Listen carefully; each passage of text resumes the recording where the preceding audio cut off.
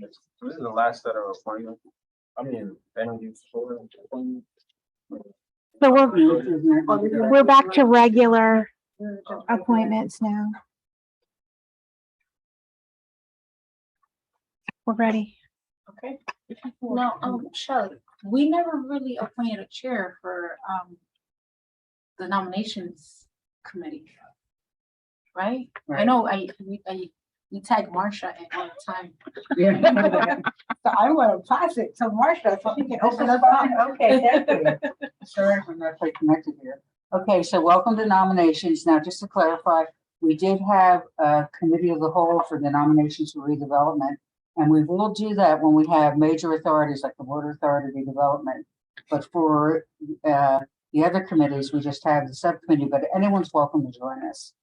Okay, so our interviews for today, we're starting with Mike Gumbar for the Berks County Convention Center.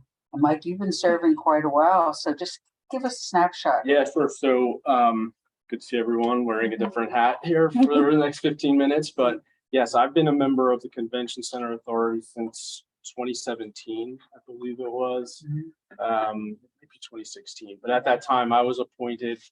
For anyone who doesn't know, the way the Convention Center Authority works is it's a 7-member board. 3 are permanent appointments by the city and 3 are permanent appointments by the county.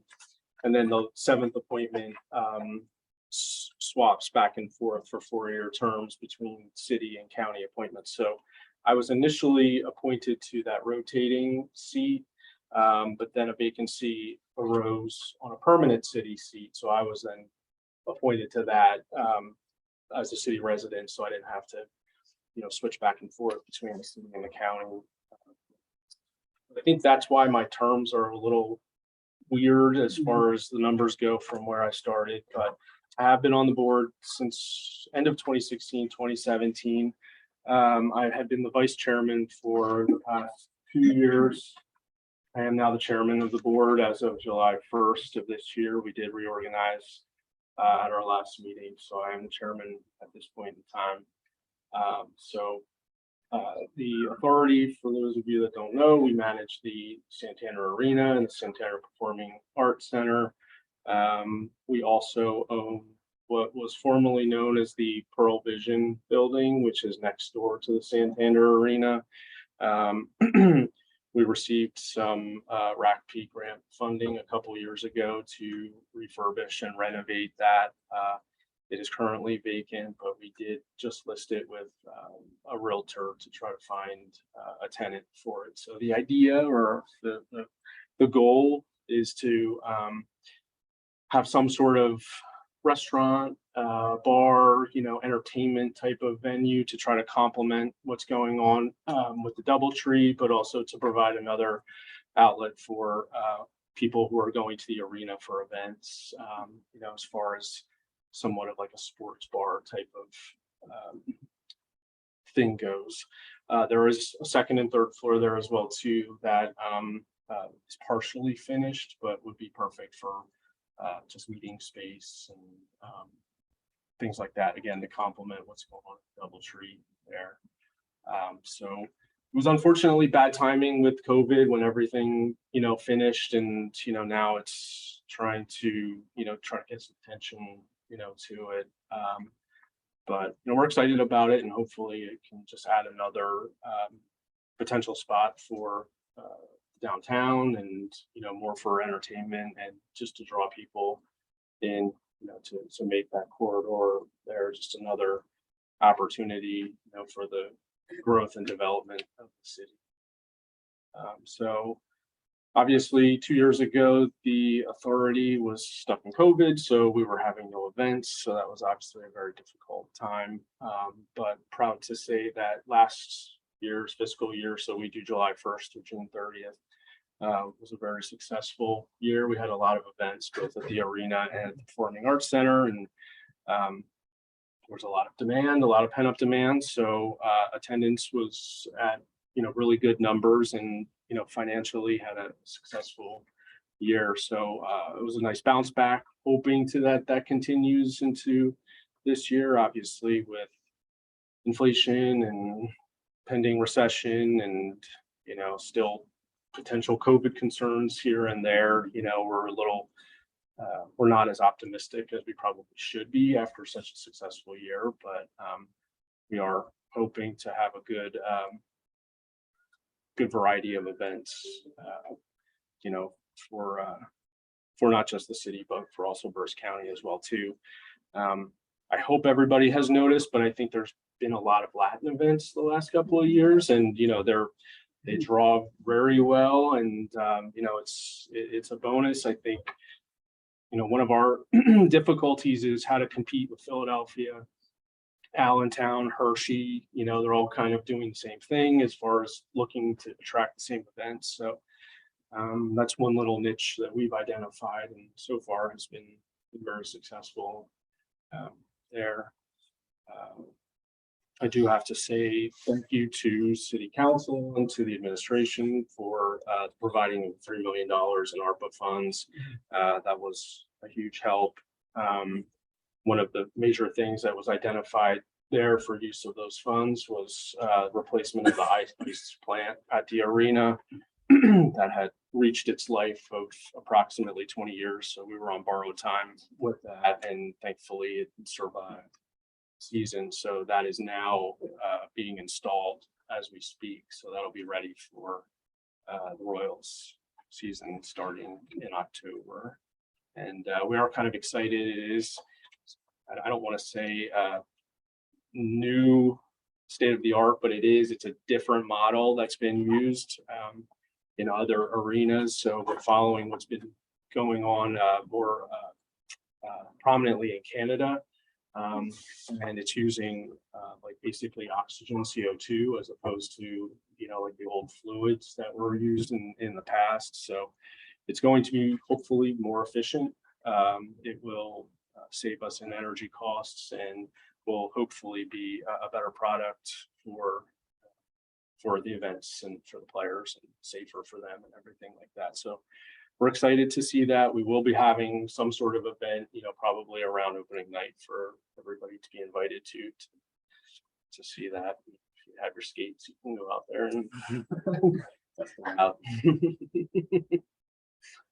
Gary, Well, I'm gonna go out on It's skates. interesting because, obviously, my infatuation with having an ice skating rink. Yep. So I'd like to say, since we approved this $3 million, can we make stipulations and say, at some point that when it's that season, Yep. on off schedule, right, when they're not playing, it'd be nice for that to be opened up.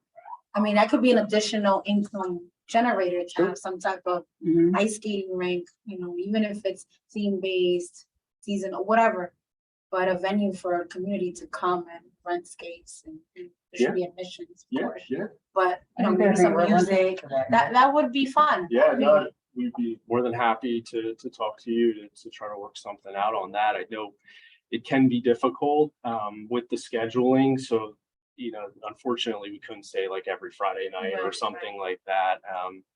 But Maybe even do it definitely a once nice a month. option. I don't know, Mhm. just something to consider Yeah. during the season. Yeah. That might be Sure. fun. Yeah, absolutely. Even for the grand opening, maybe, Mhm. be a nice ice skating event. Yeah. Or we could, even if we hold on to one another or something, I don't know. I think where the last place was that I skated, and you guys are gonna find this funny, is Bernhardt's Dam. Really? Oh, There used to be behind the dam, the smaller lake, which freeze out. So I'm really dating myself now. Wow. So, okay, we're open to questions now. Are there any issues that the city could assist with? Well, parking is obviously always an issue, and I know we've talked to council already in the past about parking.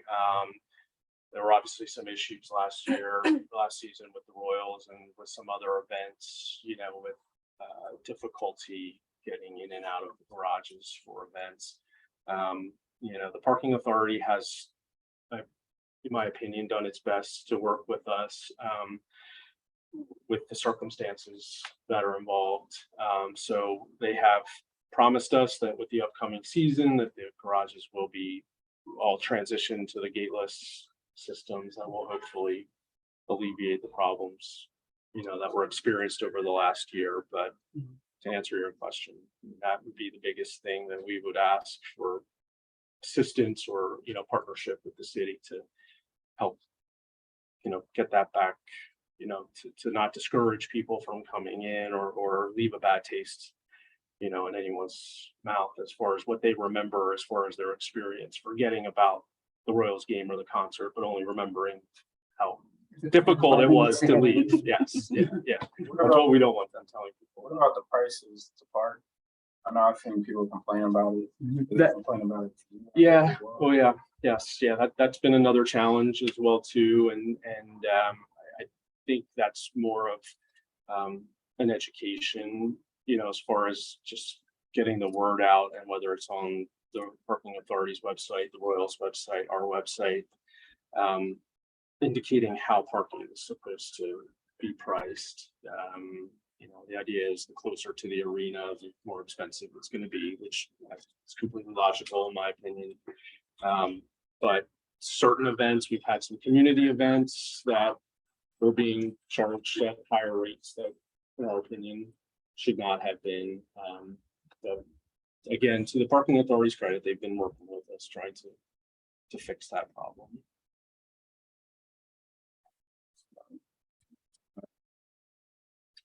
What do you enjoy about serving? I'd be lying if I said the 7 a.m. meeting, so I'm not going to say that. No.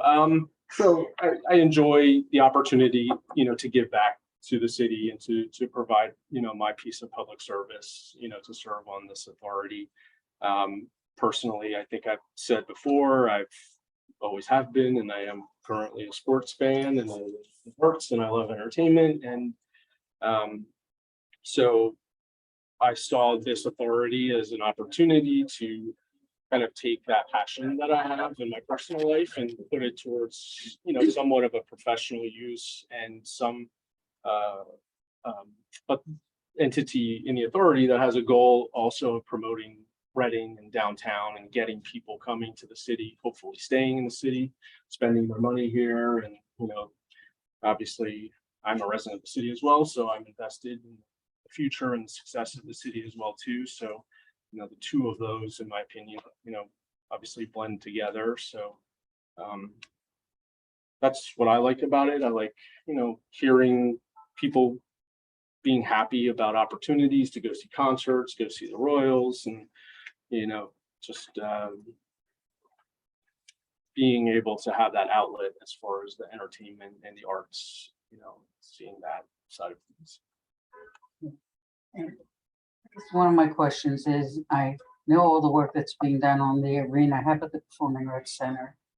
Yeah, so we were trying to balance, the needs of both of those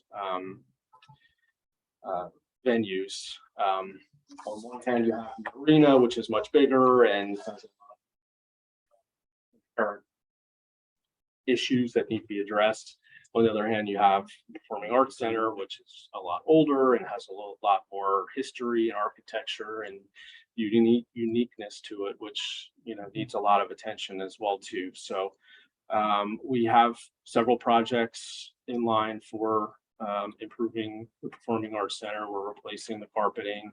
We're working on some of the seating. We've replaced the flooring, which was something that the symphony had requested as well too. So helping out with the symphony.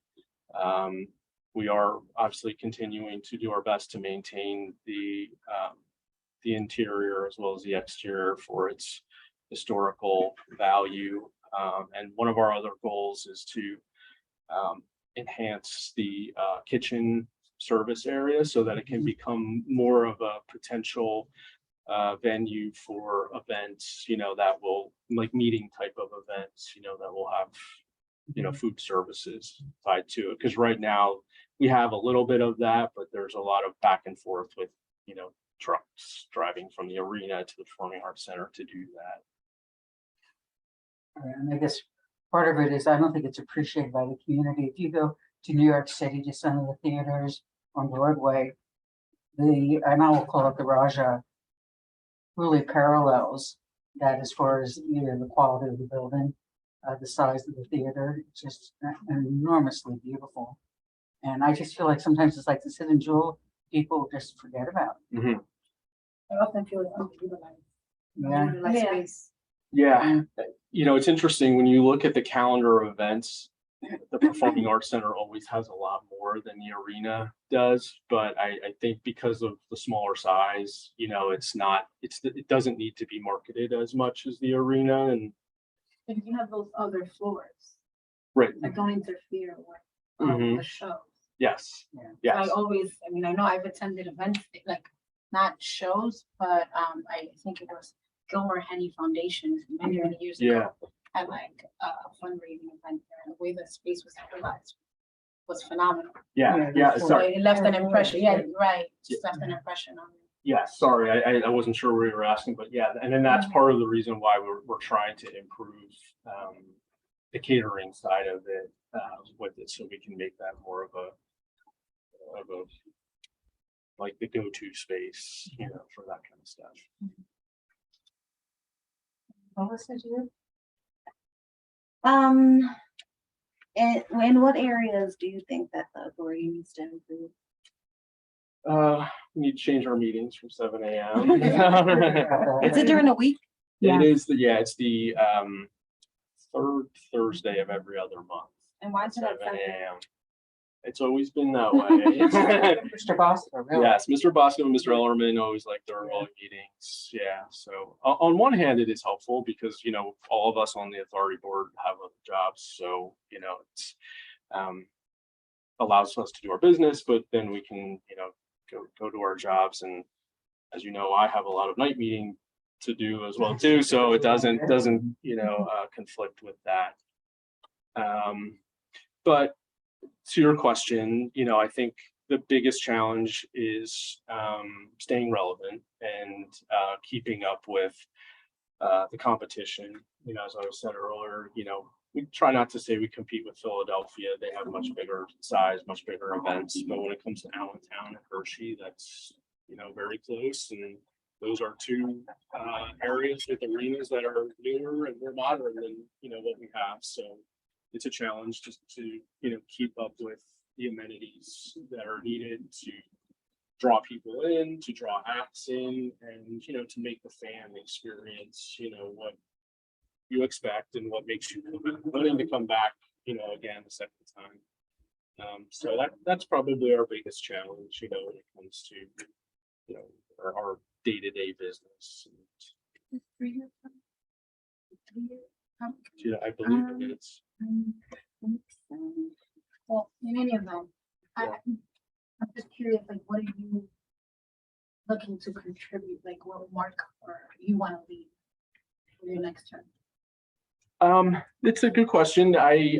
So now that I've been appointed as the chair, 4 I years. you know, I do feel that, you know, it's an opportunity to, you know, hopefully take the authority to the next level. I'm, you know, for the last 20 plus years under the leadership of Mr. Ellerman and Mr. Voskov and, you know, everyone else who have been part of the board, I think have done a tremendous job of, you know, proving the naysayers that this arena couldn't work, that they were wrong, that it has worked. And it's been a benefit to the city, but you know, what excites me now, excuse me, is seeing, you know, everything that's going on in the city with Alvernia and the other businesses and the other developments that are going along, and being able to partnership with them, you know, to continue to grow the downtown and make the downtown, you know, an attraction for people to come to, you know, not just for events, but, you know, yeah. I have a question. What is the process for somebody wants to hold a concert at the Sondheim there? What is that process like? Do they have to call? So what the authority does is we have an agreement with a management company that basically manages the day-to-day affairs. We as the authority don't have any employees per se to do it. So it's ASM Global is our management company. David Farrar is the general manager. So David would be the person to get in touch with about that. But, you know, in essence, it's, you know, not to get into too much of the weeds, but you can rent the arena, you can rent the Performing Arts Center, and hold your events, and that's like one of the things we like to do for the community is to have graduations there at discounted rates. Back in the day, before things were scheduled on New Year's Eve, we used to have a family event on New Year's Eve in the whole arena where we set up inflatable things for the families to play. There were like games and stuff as you walked around the venue, and it was a lot of fun. And then they would go outside at midnight for the fireworks. Sounds like you should bring it back. Yeah. Yeah. I know we've always, so the other thing is the authority does own the Reading Royals now too, if you weren't aware. So the prior owner of the Royals a couple years ago had threatened to move his team out of the city. So we did purchase it at that time to ensure that the Royals stayed here. But one of our goals is always to have a game on New Year's Eve. It's something special for the kids to That's do what and I'm everything. thinking, And yeah, I think that's what cut into that party. But depending on the time of the game, I think We can still organize an after game yeah. party out in the streets. Yeah. I'm sorry, I just have so many memories in that building. But since you brought that up, Yeah. I'm like, what happened to the Reading Express? How did you move come out of the city? Or? I don't know the answer to that. So no, I think they You know the were. answer to that one. I coached for the team. Oh, okay. Yeah. They folded. The ownership folded. Yeah. So if we could find an owner, I know you could find a team to compete in the NAL. And it was a great place. When I was there, they treated us like gold. Yeah. I'll tell you what, clean towels, soap every game. It was fantastic. I played in some places where they didn't even give you a soda, But yeah, it was great. It was a great place. And the ownership folded up. If they could find ownership, I know you could put a team. Yeah. Yeah, because there's a lot of coaches that are still licking their chops. Yeah, I'm one of them. Yeah. Coach Flyer. Yeah, he was a quarterback. Yeah. Amazing, right? Those are the days. You You were 6. Oh man. I need I'm gonna need a cane to get out of here, man. You're making me I have feel a old. cane. Many of you. Unfortunately, from the financial side of things, minor league sports are a big challenge. So I don't know the issues with the football team, but I can tell you, Sorry, the Royals are a challenge. there are as 2 well. more and then another topic, and we only have until 5 We're not o'clock. making money off of the Royals. We're paying for them as a commitment to the city and the county to keep them here as another opportunity for the kids and for hockey fans and everything, just to keep events going on in the city during the winter. It's pretty awesome. Yeah. that you guys do that. Yeah. That's a big, I know there's a lot of fans that are into that. Yep. A lot of people are into So it. just to be respectful of time, and we have 2 more candidates to interview. I think we're all really passionate about the authority. So the way the process works is Monday, we'll be voting on our appointments, okay? Yep. So, Yeah. And I think we as the authority, we were before council earlier this year already, I believe, but the other city appointments are Mike Busey and Izzy Gonzalez, and we'd be more than happy to meet with council again for more updates if you'd like. now what I think we'd like to do is probably revisit all of our ARP money and see what's happened with our investments. So that might be something in the future. Yeah. I know we do have something planned with Okay. when the ice plan is finished and everything like that, so be part of that. And then we'll be seeing whether Johanny can really ice skate. We can I know. have lessons too. Okay, so thank you very much. and We'll see you in a few. All right, thank you guys. I'll see you in a few minutes. Thank you for serving. Absolutely, it's my pleasure. Yeah, I know that. Yeah. Yeah, when I So he's coming to the hearing? He's coming virtual. He's coming in virtually. Okay. Is everyone reappointments? No, Except one. No, the next one is an appointment. Do you need? You need. I can sneak out from here. All right, behind you. I'll see you guys in See there. you. All right. Thank you, Mike. Be careful. You want to lean your screen up a little Sure, bit? sorry. Thank you. I don't That's wanna all get right. in your way. Okay, how are you doing, Hemington? Can you see me? I think he's trying to audio in. See Okay. how it. All right.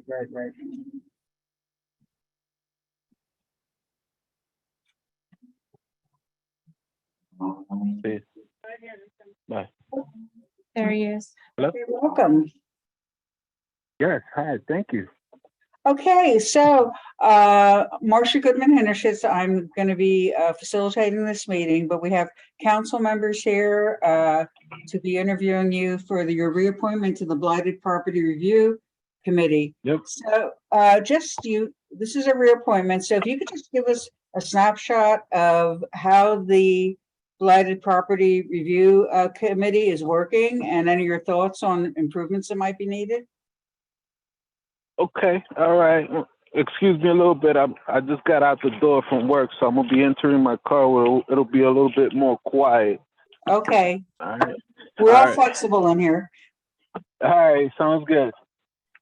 Okay, so Blighted Property Review Committee, we've come a long way since I've joined the committee. I remember when I first started, we went to other cities to see how they did it.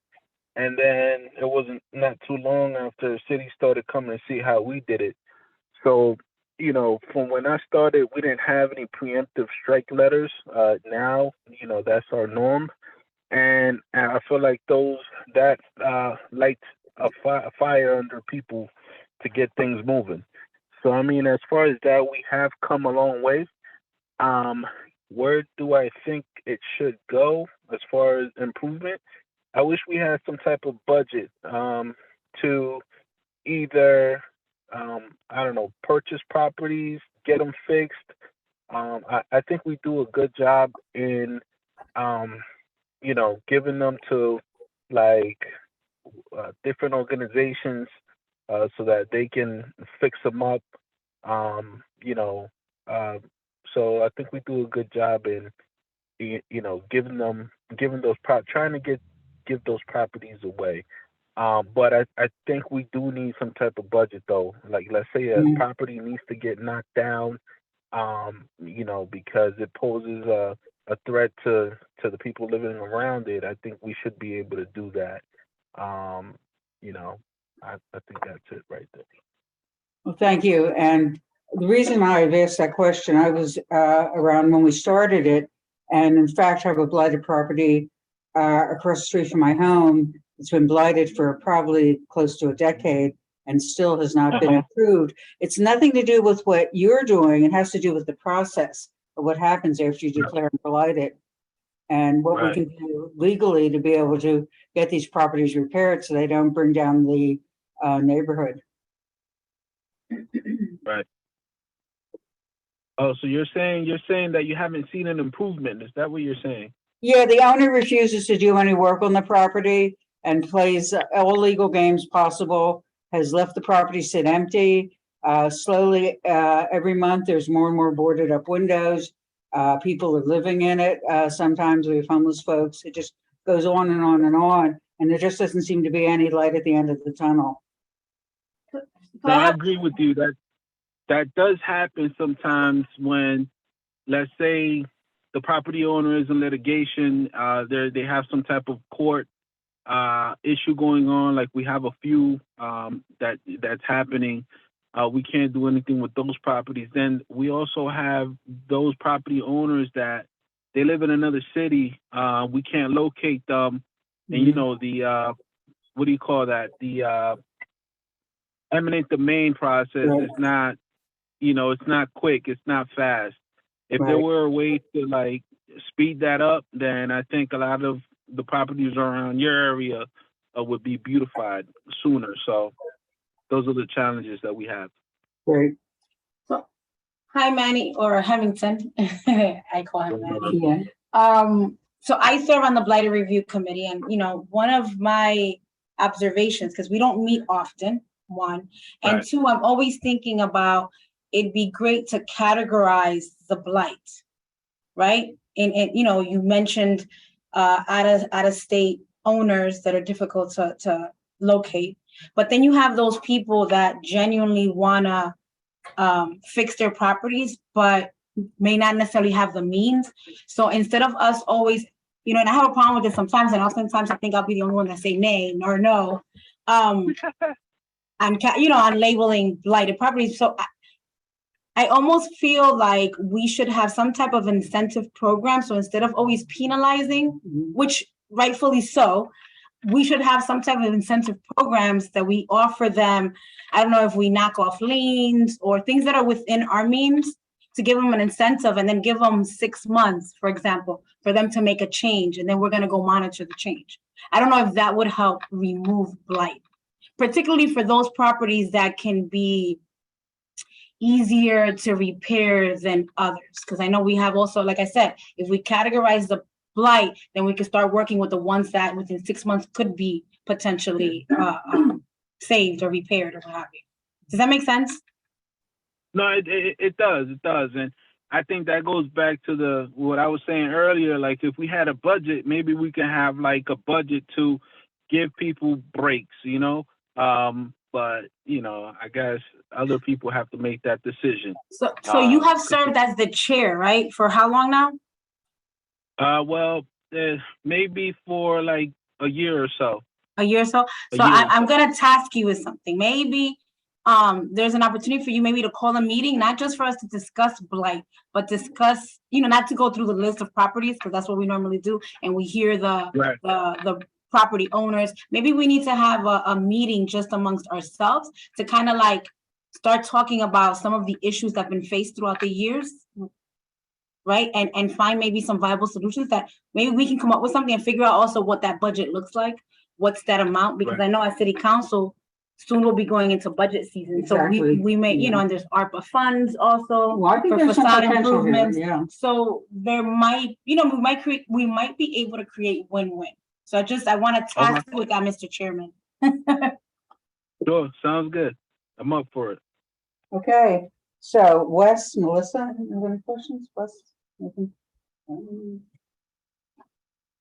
Actually, no.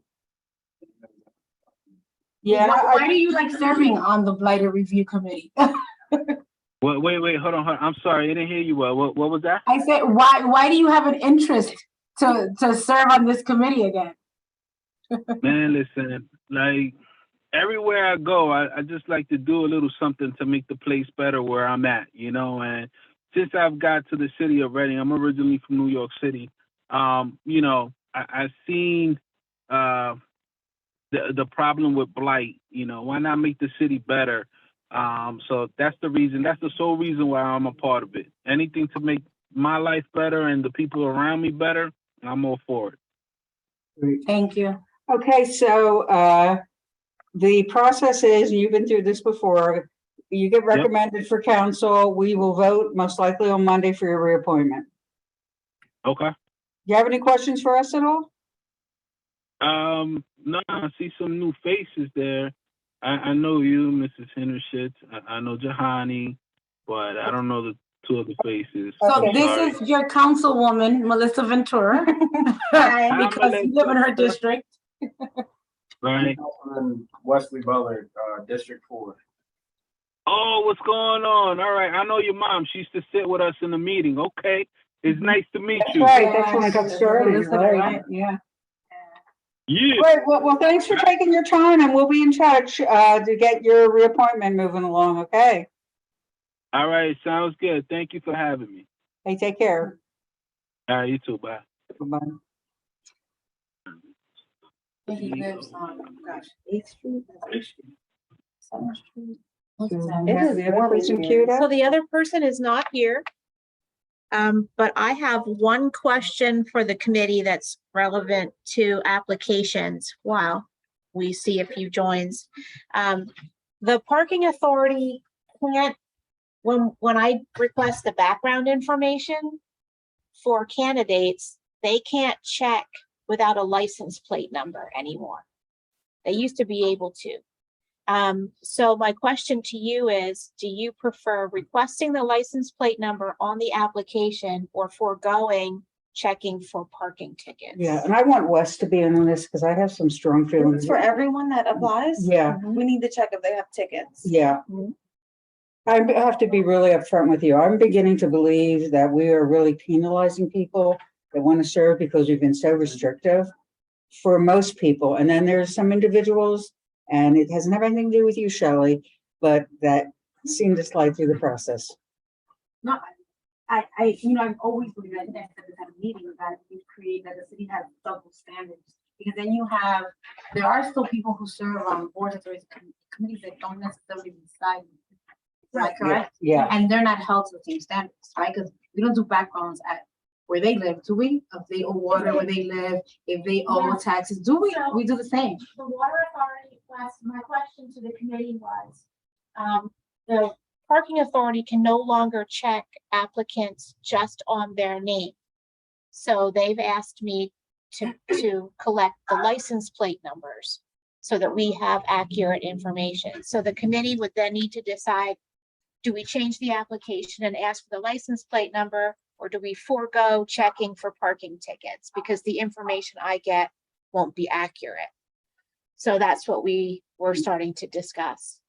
So to answer your question, Johanny, if the water authority services, I'm just going to make it up. If they service Muhlenberg Township and someone from Muhlenberg has applied because we can't find a veterinarian who lives in the city, we do check because it's still Berks County. I can check for taxes. So you do I do check for water. I check for all the same things. Now sometimes there are professionals who work in the city who live outside the county that then I can't check because that's beyond my reach. So any of those applicants, we kind of just have to blindly fly and hope that, they're all okay. and let me ask you, the standards that we've set for what, excludes people, how long have they been in place? They have been in place since at least 2005. Yeah, and I guess I would ask the committee maybe that we go over, maybe it needs to be something goes back to all council, and I brought this up before, just to be able to list all those things that we're looking at and be able to say, are they still the standards we want to be able to keep people? I'm trying to be more inclusive. Right. No, I agree. I'm on the same page with you, Marcia. I completely agree. Just having experienced that, oftentimes we will exclude because they owe taxes, but we don't know their financial circumstances, right? Right. I know I've been there, Yeah. right, where I've been scrutinized because at the time, as a business owner, I wanted to serve, but I was behind with my taxes because I was going through financial crisis, right? Mhm. So it stopped me from serving. Right. So we prevent, and I know we want model citizens, we want people to be up to date, and I get that. So I don't know if we need to have a clause of some sort. So when people are applying, we want them to be upfront with the information. Mhm. And maybe there is a plan, maybe they have a plan in place or a payment plan or whatever have you that's getting them out of whatever they owe so that we don't exclude them. Does that make sense? I mean, Yeah. And we do offer, if they are extremely behind, if they are 3 months behind on their water bill, we'll give them, call Rawa, get on a payment plan, and then call us back and just say, we got a plan, we're working the plan, and then, same thing, we'll move them forward. But I sort of want to look at where the benchmarks are. For instance, parking tickets are a good example. Is there a certain threshold for how much you owe for parking tickets? We usually look at how many tickets they are and how old the tickets are. Mhm. So if you have one ticket that was issued 2 weeks ago, that's not going to hold you back. But if your car's been barnacled for 6 months, that's going to be a problem. That's where I felt we needed to have a little more Right. discussion, Yeah. just to understand what it. I agree with the payment plan. It's like, Right, right. Yeah, we encourage people to do that. We don't want to hold anybody back. Yeah, yeah. so back to your original question, do we add license plate to the application or not? That kind of concerns me though as well. That's really Yeah. personal, pretty. Yeah. Right, and that's why I'm here asking you all, because I Yeah. didn't want to just do it. Well, I the feel other like thing, and I'll give you an example. Personally, Let's, I think that's more than. okay, let's just say both my cars are in my husband's name, but I'm bad and I get parking tickets. He would want to apply. He gets penalized because I'm a bad parker, Right. okay? My question is, if we used to go based off just their name, did we let them know that we were gonna be checking for parking Yeah, the application Yeah, form that's that they it. sign says we're checking for property taxes, water, sewer, trash bills, parking tickets, open criminal complaints. I think those are the only things I check for. There used to be a longer list. We've cut some of them. So, Okay. that's what we check for now. And it's only open complaints, because if I go on the website and see that, Michelle Smith has 20 different things, but they're all closed, that Right. doesn't count either. So you don't hold the past Okay. against the Mm, person. good, yeah. That's, I think, the good conversation we need to have. Mhm. And the whole thing about residency too, I'm aware of a candidate who doesn't reside in the city that was passed on, the mayor approved him. And I'm not sure how the decision was made that it was okay. And To, to move him for planning commission. oh, well, that's not, once the mayor sends them to me, they go on the, they'll get on an agenda Yeah. and you all will make the decision. So I want to make keep sure, yeah, The same process for everyone, because I don't want it to look like I'm holding. yeah, Anyone and that's a back. discussion we Right, need but to. then I thought that any applicant that came before us was properly vetted and went through the exact same process. So what you're mentioning Mhm. is that this person didn't go to the exact same No, he process did. as. But he I did. think Marcia's concerned that the mayor approved the person when the person's not a resident. And I spoke with the mayor about that. I just thought, Okay. I think that's So when, is that a mistake? I think it's inconsistencies. But And that's not that's not anything on- that I can control. Yeah, so it helps that we're all on the same page here about how we vet people. Do they all have to be a resident? They're supposed to be, but if we have, and I used a veterinarian in the prior example, that's a real thing. We need a veterinarian to serve on the animal control board, and if there isn't one in the city that we have successfully recruited, if someone who lives in Exeter, applies and they meet all the other criteria, Okay. the committee knows that they're not resident based on the application form, but they have all the other qualifications that they need. So then an exception can be made. But we don't I just got an application last week and I asked about it. The person does not live in the city, but is qualified to serve on the conversion therapy board, which is one that we have trouble getting people to serve on. So that one will eventually come before the committee as a non-resident, but who's Okay. qualified to serve somewhere else. So it's not routine. So then how do we streamline that process, even if it comes from the mayor's office? Do they have someone that properly vets?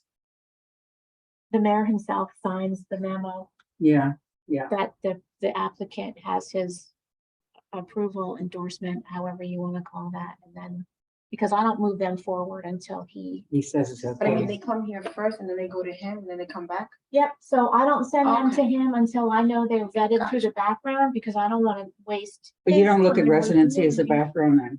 I do, Okay, but that one particularly is a reappointment, so that's already gone through that part of the process at the beginning. wasn't residency an issue? I mean, this person hasn't lived in the city for how long? Yeah, the committee members change and I don't, So Yeah. it was I like don't this have a person was vote. grandfathered in. Yeah, I was just puzzled by it, and again, I'm trying to be consistent. Gotcha. yeah, so That's a good unless point. that person has the ultra qualifications to serve Right, when we don't have residents, that would be Mm. the exception. and Do they at least own property in the city? I don't believe so. Yeah. But they should, right, stake in the game. They graduated from Reading High School. How long ago? A while before me. And before you guys were born. Yeah, probably. Something we should be addressing, I mean, Yeah. it is what it is, it's done, but like moving Yeah. forward, even with reappointments, things that we wanna just screen for. Right, See, right. and part of it is I also want to be more open to people that do live in the city that are committed, so that the slots are, Right, that we don't keep rehashing same old, that we would have some new folks coming forward. Yep, agree.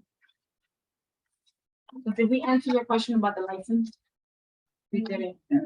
So do we put the license on there or not? I mean, they're already signing and agreeing to being searched. Mhm. And But there's no other way of, we would have to, there's no other way to get their background check, right?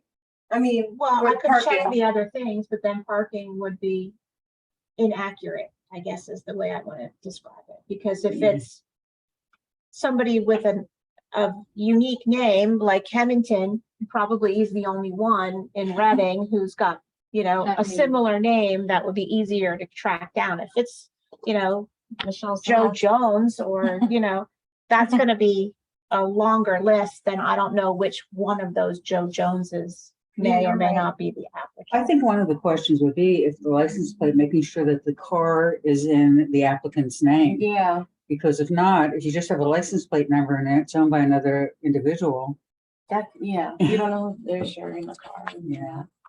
So how do you do that? yeah, that's a good question. Right, because it's by license plate, not by driver's, not driver's ID. Not driver's license, Yeah, No. because that's the tickets are issued to the license. it's the car plate number. That's a tough one there. That's why you're considering it and not me. Yeah, that was not an easy one. So, and I don't need an answer right So now, Maybe, you know. yeah, but you know it how can be- things happen and they pile up and then we Yeah. forget and then. Sorry. I would say, you know, my opinion, my contribution here. I would leave it as is, and perhaps that should be one of the questions, like if it's not accurate, it could be an interview, part of the interview question, Okay, Yeah, just as part of our screening process. But don't Or- they have to be screened before they get an interview? generally, yes, Right. they are. So then that would be We're gonna- Another step back Okay, of delaying the process, I would say. or you just take their word if they say no, they don't have, but then again, sometimes you don't know, Well, it's the right? same Like, thing with, like that example that you yeah, used. even property ownership. You know, my husband's name's not on my house. If he applies for something and I owe property taxes, He he won't- still lives there, but it doesn't count against him. Right, So it kind of so then. could I be guess with let any it of be. those. And that's what happened to a candidate for a couple of commissions. It was his parents' home and the estate where the property taxes owed, not him, but he has been, that was a screening issue. So then I guess if, let's continue as we're doing right now. Okay. And if we, right, we'll cross that bridge when we get there, if Yeah, there's a problem. And we offer them payment plans as Yeah. we find out, I guess. Like what you've already been doing. Right, okay. Does that sound? I agree with that. Okay, the last issue is why we have Ken here. We are ready for another update on the training for boards, authorities, and commissions. And I circulated the slides of Ken's PowerPoint. I don't think they're in those. So we're gonna share some of these. I can't share my screen because it's too small. No, I mean to No. put the slides up. Oh, on okay. the- This is a training for every person that's serving. So we thought, Wes suggested that we start with the chairs of the Mhm. boards and then either expand beyond the chairs or ask the chairs to do like a train the trainer and explain it to their boards individually, so that we don't have 400 But presentations to then give, everybody but only may have, 40. but if you're the expert in the training, for example, wouldn't it make more sense perhaps that we have either one training a month or 4 trainings throughout the year, so that everyone that's gets on a board of commission, you know, that they, part of their requirements that they attend this session. And I don't know how many sessions you're able to do. Well, that's you know, kind of, Let me tell you something. I'm a football coach. All right, I've been doing it for 31 years. You give me the chalk, I'll talk all day long. I have a Okay, s- so if you want me, I'll train as many as you want. Okay, in my field, one of the things we do with training, because we have so many people that need to be trained, is we do a video of the training And we require the people Yes, to you can do that. watch the video and sign off, and that way you give them a certain amount of time to be able to watch it. I like that. Yeah, I do it too. makes it really simple and We clean. Oh my have God, the that's technology like to do homework that. assignment number one. And to make it even a You little can do it. more, you come up with a couple post-test questions that they have to answer, so you have an idea that they've actually watched it. Yep, and then they get issued a certificate, Right, right, of exactly. completion. Once they do the That's cool. post-test, you can download the certificate. Yeah, I like that, Marcia. Yeah. That's a great idea. We do so much training that's the only way we can reach the number of people that need to be trained. I'm talking about the work at But Coke. I even like, I know I've talked about this at meetings in terms of YouTube videos or whatever videos, teaching people how to, you know, I wonder if we want to start, I know this is separate from nominations, Sure, that's fine. but maybe, you know, we're onto something with these type of Yeah. videos in terms of teaching people how to organize their trash, teaching people how to maintain their property. Yeah. You know, a series of workshops that if they have any, they could just watch the tutorial. And people, that could be posted on the web. Yeah, that's a whole. Like just for now, resident training and education. Just to be aware that when you do that, to be able to do it well, sometimes requires a little bit of technology. I know that you'll probably be able to do something, you know, fairly Yeah. slick and easy. It's a lot of money too. Yeah. You're talking about all the different topics and, you know, you're gonna pull in your camera people and, you know, We have that in-house. Yeah, we need to talk about it more. We need There's to a little talk bit. about But it's Yeah. not like Yeah, ultra professional. Right. yeah. We've done like homegrown stuff for trainings and we also contracted out stuff is beautiful. Because the Yeah. production companies know what they're doing. Right. Yeah. Yeah, I like it. Good idea. How did y'all get a chance to look at? I mean, is there anything, if there's a PowerPoint clear for you guys. That, you know, I'm covering with it, generalizing it, I'm covering sexual harassment, retaliation, inclusion and diversity as one. I don't look at it as specifics, but inclusion and diversity to the process. Okay. Cultural competency, right, unconscious bias, and then civility. I don't know if there's anything else in there that you guys would This like. one is really good. No, because I was, you know, sometimes even within cultures, you know, the way, like, so as a Latina woman, you know, we're so quick to use like terms of endearment Mhm. for our peers, and Mhm. that could be Right, considered. considered sexual Exactly, yeah. harassment. But it's so necessary to have these trainings. Wow. That's actually what they've done with the child abuse trainings now. Mhm. They're online Mhm. and same thing you download. You done yours yet for the rec? Ilona. I know, how about you, Les? I did one and then I got stuck on another one. I know. Didn't let me. I know. Yeah, you got put on the spot. Yeah, we always, she gives us Tells me gold every stars. Yeah. I missed the last meeting, so they would get reminded I don't have. Yeah, me too. So just so I can graph around a little bit, because I know you guys gotta get going real soon. So you'd like to tape or film, create a video of a training. Mhm.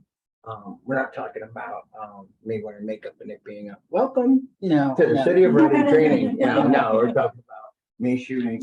I could be training the committee, and then we could sit down. Someone could shoot, have cameras set up, so that they would be able to see it. Why don't you talk with IT and see what would work the best? I have Mitch, is it Bouguet? Duguay. And he is just itching. I mean, that guy, he's pretty good Yeah. in the past. And he loves it. And he's always like, hey, let me know when you get on training. Yeah. Again, I was like, all right, Mitch, Yeah, okay, whatever this could be it Mitch's takes. go right here. Yeah, yeah. Give him the Yeah. ball and run, buddy. And I think if you have a good product, then we can Yeah, build on absolutely. it, but yeah. Absolutely. So then maybe put it on the website. Now, the way that we've done it, and again, you have to decide, is that the only people that can access it is you have like a specific page on the website that you need to have like password and login. Right, right. So it's not open to the whole public. So we'd have to decide whether we want to make it that. If not, the whole public can log in on it. Possibly intranet, Yeah, whatever you works know, best. on the intranet. Yeah. And that would be all employees, but we don't have everybody Mhm. that are employees, right? They're volunteers. No, most of what you're gonna see is volunteer. Most of the boards have a staff liaison, Mhm. but most of the members of boards can't be employees, officials. So they're all gonna be new Volunteers. people. They're And volunteers. It's very easy to do it on the website. You just need to have a login. Mhm. Password And go from together. there. Yeah. All right, I'll tell you what, let me get with Mitch, okay? If it's all right with you guys, I'll get with Mitch. I'll discuss a little bit with him, what his thoughts are. This definitely can be done. I'm excited. This is gonna be good. This is gonna be good. This is Yeah. gonna be good. And you'll feel really proud of the project when you get Oh, done, because you know how many absolutely. people you're gonna be reaching. Oh, yeah. I love changing people's lives. Yeah, So, yeah, questions Fantastic. people should be asking. all right, so when is the next meeting? The next meeting will be Monday, August 1st, which is in 2 weeks Okay. at 4 o'clock again. And if this is an issue that you'd like to talk about more, I will either schedule no interviews or fewer interviews so that we can delve into this a little deeper. Now, So, do we go to these trainings as well? Because I don't ever remember since I've been on board attending a training on. no, the only training that elected officials have to take is the charter and Right. ethics. And actually, that's something we need to But we discuss. should, Yeah. right. So Yeah. this would be something that you all could go to as well. That, employees have, there's another whole system that does. Curriculum I have. Yeah, for there's my employees. I have employees online watch. training as a company that we do online with. And then I go on site for those who don't have any access. Nice. But Yeah. Something to discussion we need to have in council, as we have a lot of transition, we may need to look at some trainings that everyone needs to get. your ideas, I like your idea. It's more accessible Yeah, for everybody. well, that's what it's just important to try to schedule so many sessions, you're gonna miss people. Mhm. This way you know That's you're what gonna we be- were afraid of when we talked this your about this umbrella? before. That's my cane, oh, that's my umbrella, yeah. I have my umbrella and my cane. You notice I believe it's. Yeah. Thank you. I know this sounds like a dumb question, but do you have any homework for me for Monday, August 1st? We've